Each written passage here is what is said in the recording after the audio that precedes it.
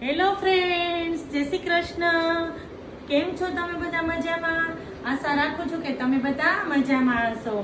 આજે છે દિવાળી, તો દિવાળીની બધાને મારા અને મારા પરિવાર તરફથી જાજા કરીને શુભકામના. દિવાળી એટલે એકદમ રોશનીનો કલરફુલ તહેવાર.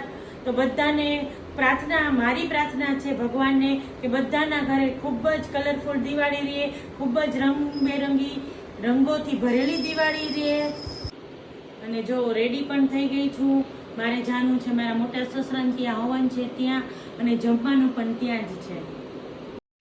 જો અમે ઘરેથી નીકળી ગયા છીએ, દાદા, બા, હું અને ભોલી. હવે અમારે જવાનું છે ફેક્ટરીએ, ત્યાં હવન છે.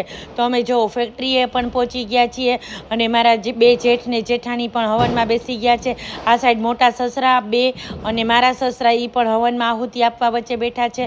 અને અમે બધા અહીંયા જો લાઈનમાં બેઠા છીએ, હવન ચાલુ છે. અને અમે પણ વચ્ચે હવનમાં આહુતિ આપવા પણ ગયા હતા. હવે બધા મહેમાન આવતા જાય છે એમ બધા બેસતા જાય છે.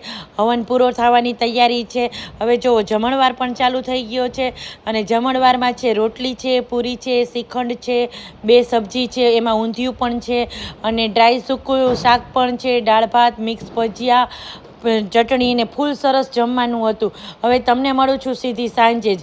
હવે સાંજ પડી છે, દીવાબત્તીનો ટાઈમ થઈ ગયો છે, તો દીવા કરવાના હોય, દિવાળી છે એટલે. તો મેં કીધું પહેલાં ફૂલની રંગોળી કરી લઉં, કારણ કે બધા બપોરે હેવી જમ્યા હતા, તો અત્યારે કાંઈ કોઈને જમવું નહોતું.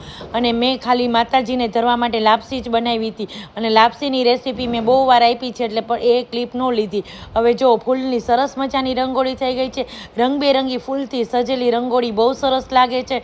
હવે એની વચ્ચે દીવા ઝગમગે છે, તો સરસ મજાની દિવાળીના દીવા આવા રહ્યા મારા ઘરના.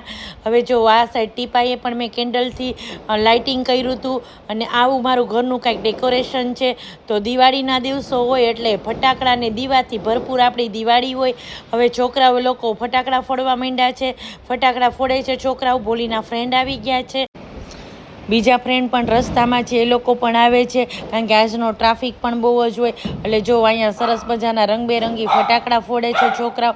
અને છોકરાઓ હવે મોટા થઈ ગયા, એટલે કે મમ્મા બહુ ફટાકડા ફોડવા નથી, પણ આ તો આપણે સકનના થોડા ફટાકડા ફોડીએ. એટલે અહીંયા છોકરાઓ ફટાકડા ફોડ્યા. અને જો રાજકોટની રોશની જોવા અમે નીકળી ગયા. તો દિવાળીનો દિવસ આજનો આવો રહ્યો. અને જો આ ફૂલની રંગોળી અને સાથે દીવા, તો આ ફૂલની રંગોળી કેવી બની છે મને ખાસ કરીને કોમેન્ટમાં કહેજો. તો ચાલો મળીએ.